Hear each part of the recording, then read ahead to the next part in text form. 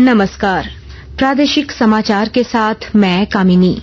पहले मुख्य समाचार।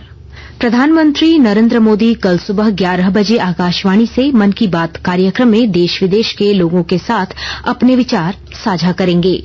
केंद्रीय गृह मंत्री अमित शाह की अध्यक्षता में आज रायपुर में देश के नक्सल प्रभावित राज्यों की अंतर्राज्यीय समिति की हुई बैठक। श्री शाह ने राज्यों को समन्वय बनाकर नक्सलियों के खिलाफ अभियान चलाने का दिया निर्देश। भारतीय क्रिकेट खिलाड़ी शिखर धवन ने अंतर्राष्ट्रीय क्रिकेट के तीनों प्रारूपों से संन्यास लेने की घोषणा की।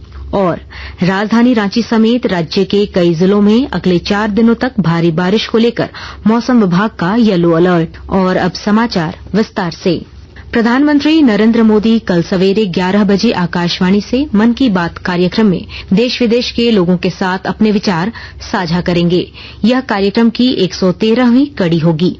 यह कार्यक्रम आकाशवाणी और दूरदर्शन के समूचे नेटवर्क, आकाशवाणी समाचार वेबसाइट और news on AIR mobile app पर प्रसारित किया जाएगा। साथ ही इस कार्यक्रम का सीधा प्रसारण आकाशवाणी समाचार, दूरदर्शन समाचार, प्रधानमंत्री कार्यालय और सूचना तथा प्रसारण मंत्रालय के YouTube चैनलों पर भी किया जाएगा। केंद्रीय गृह मंत्री अमित शाह की अध्यक्षता में आज रायपुर में देश के नक्सल प्रभावित राज्यों की अंतर्राज्यीय समिति की बैठक हुई। श्री शाह ने राज्यों को समन्वय बनाकर नक्सलियों के खिलाफ अभियान चलाने का निर्देश दिया। बैठक के दौरान गृह मंत्री ने वामपंथी उग्रवाद से प्रभावित क्षेत्रों में सुरक्षा और विकास संबंधी मुद्दों और कार्य योजनाओं की समीक्षा की। इस बैठक में छत्तीसगढ़, झारखंड, ओडिशा, मध्य प्रदेश, आंध्र प्रदेश, तेलंगाना, महाराष्ट्र के मुख्य सचिव और पुलिस महानिदेशकों के साथ ही केंद्र और राज्य सरकार के वरिष्ठ अधिकारी भी शामिल हुए। मुख्यमंत्री हेमंत सोरेन ने हजारीबाग में आयोजित प्रमंडल स्तरीय झारखंड मैया सम्मान योजना कार्यक्रम में शामिल हुए। इस दौरान उन्होंने हजारीबाग प्रमंडल की 13,94,082 महिलाओं के खाते में इस योजना की पहली किस्त जारी की। उन्होंने कहा कि अब तक पूरे राज्य की 42 लाख महिलाओं को इस योजना से जोड़ा जा चुका है। वहीं राज्य के 33 लाख बुजुर्गों को पहले से सरकार पेंशन देने का काम कर रही है। राज्य सरकार की कथित तानाशाही के खिलाफ भारतीय जनता युवा मोर्चा ने आज रांची के फिरायालाल चौक पर राज्य सरकार का पुतला दहन किया। राज्य सरकार की विफलता और परीक्षाओं में धांधली मामले में CBI जांच की मांग को लेकर कल रांची में भारतीय जनता युवा मोर्चा के कार्यकर्ताओं ने युवा आक्रोश रैली निकाली थी। इस दौरान पुलिस ने रैली प्रदर्शनकारियों को रोकने के लिए बल का प्रयोग भी किया था। इसमें कई कार्यकर्ता घायल हो गए थे। पूर्व मुख्यमंत्री चंपाई सोरेन सरायकेला टाउन हॉल में आयोजित कार्यक्रम में शामिल हुए। इस कार्यक्रम में काफी संख्या में उनके समर्थक मौजूद थे। उन्होंने एक जनसभा को भी संबोधित किया। इस दौरान उन्होंने कहा कि अगले कुछ दिनों में राजनीति को लेकर तैयार की गई रणनीति की तस्वीर पूरी तरह साफ हो जाएगी। उन्होंने लोगों से समर्थन मांगा। के बाद हम नया अध्याय शुरू कर रहे हैं। आज उसी दिन हम पोस्ट करके कहा दिया कि हम फिर नया अध्याय शुरू करेंगे। हर समय गरीबों का आवाज बोल के हम उठा है। हर समय शमशीर का आवाज हर समय देने का काम किया है। मेरा विश्वास है आज हमको आपके साथ दीजिएगा। आकाशवाणी रांची की ओर से आज रांची के आर्यभट्ट सभागार में स्वाधीनता संगीत उत्सव श्रावणी का आयोजन किया गया। कार्यक्रम का उद्घाटन आकाशवाणी के केंद्र प्रमुख DC हेम्ब्रम, दूरदर्शन के केंद्र प्रमुख RK राव और कार्यक्रम प्रमुख गौरव शिखर राय ने संयुक्त रूप से किया। आकाशवाणी के कार्यक्रम प्रमुख DC हेम्ब्रम ने कहा कि जनमाध्यम के रूप में हम बहुत बड़ी जनसंख्या तक पहुंचते हैं। जन माध्यम के रूप में हम बहुत बड़ी संख्या तक पहुंचते हैं। इस कार्यक्रमों का उद्देश्य था युवा वर्गों का एक शास्त्रीय संगीत का परंपरा को पहुंचना है और हमारे सम्मानित कलाकार इस उद्देश्य में सफल रहे हैं। आकाशवाणी के ताजा तरीन समाचारों के लिए आप हमारी वेबसाइट newsonair.gov.in पर लॉग ऑन कर सकते हैं। ताजा समाचार X handle @AIR news alerts और Facebook page All India Radio News पर भी उपलब्ध है। आप प्रादेशिक समाचार एकांश के X handle @AIR news _Ranchi और फेसबुक, इंस्टाग्राम पेज तथा YouTube channel AIR news Ranchi पर भी हमारे बुलेटिन सुन सकते हैं। प्रादेशिक समाचार आप आकाशवाणी रांची से सुन रहे हैं।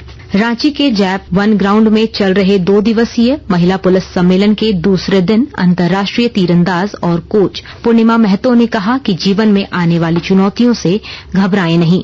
खेल के क्षेत्र में भी बहुत सारी चुनौतियां हैं, चुनौतियों से लड़ेंगे तभी आगे बढ़ पाएंगे।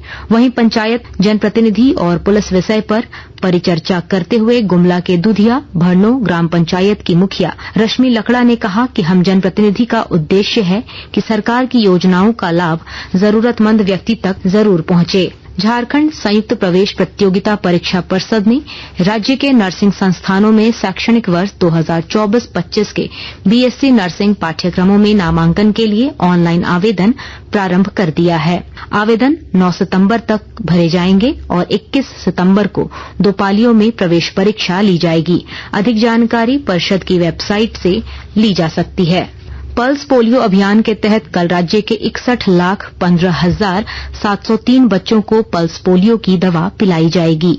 राज्य प्रतिरक्षण पदाधिकारी डॉक्टर बीरेंद्र प्रसाद सिंह ने बताया कि 0 से 5 वर्ष तक के बच्चों को दवा पिलाने के लिए राज्य भर में 24,463 बूथ बनाए गए हैं। इस अभियान से छूटे हुए बच्चों को 26 और 27 अगस्त को स्वास्थ्य विभाग की टीम घर घर जाकर दवा पिलाएगी।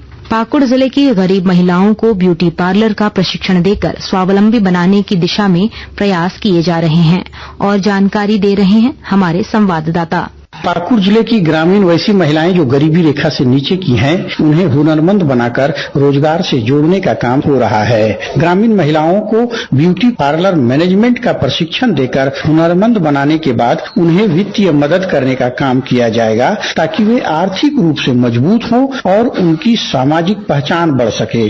भारतीय स्टेट बैंक ग्रामीण स्वरोजगार प्रशिक्षण संस्थान पहले चरण में गांव की इन महिलाओं को प्रशिक्षण दे रहा है।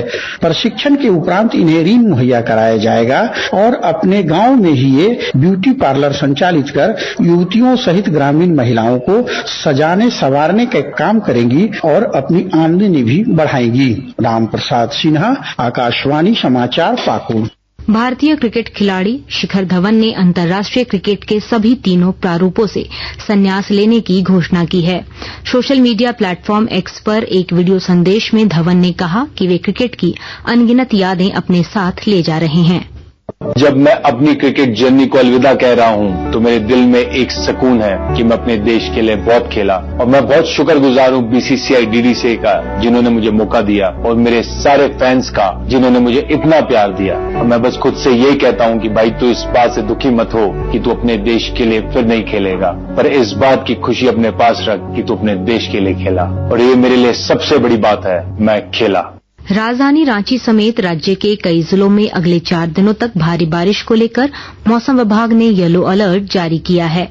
रांची मौसम विज्ञान केंद्र के अनुसार रांची के अलावा पश्चिमी सिंहभूम, खूंटी, सिमडेगा, गुमला, लोहरदगा, लातेहार, पलामू और गढ़वा में आज और कल भारी बारिश हो सकती है। मौसम विभाग ने यह भी बताया कि पश्चिम बंगाल और झारखंड के ऊपर निम्न दबाव का क्षेत्र कायम है, जिसका असर राज्य में दिख रहा है। 24-25 राज्य में लगभग आपको सभी स्थानों पे हल्के से मध्यम दर्जे की बारिश देखने को मिलेगी और 26 तारीख में आपको राज्य में कई स्थानों पे हल्के से मध्यम दर्जे की बारिश देखने को मिलेगी। चेतावनी की बात करें तो अभी आने वाले 5 दिन में झारखंड में कुछ जगह पे भारी बारिश की चेतावनी है। 25 तारीख में जो संथाल का एरिया उससे सटा हुआ जो मध्य का भाग है वहां पे आपको एक आध जगह पे भारी बारिश देखने को मिल सकती है।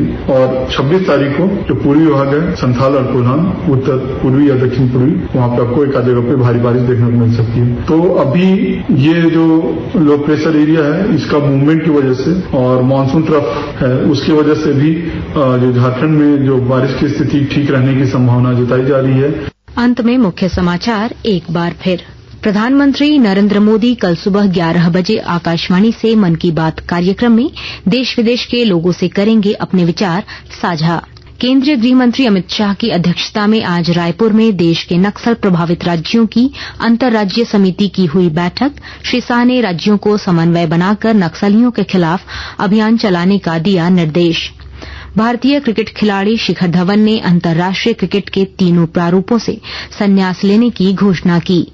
और राजधानी रांची समेत राज्य के कई जिलों में अगले 4 दिनों तक भारी बारिश को लेकर मौसम विभाग का येलो अलर्ट। इसके साथ ही आकाशवाणी रांची से प्रादेशिक समाचार का ये बुलेटिन समाप्त हुआ। नमस्कार।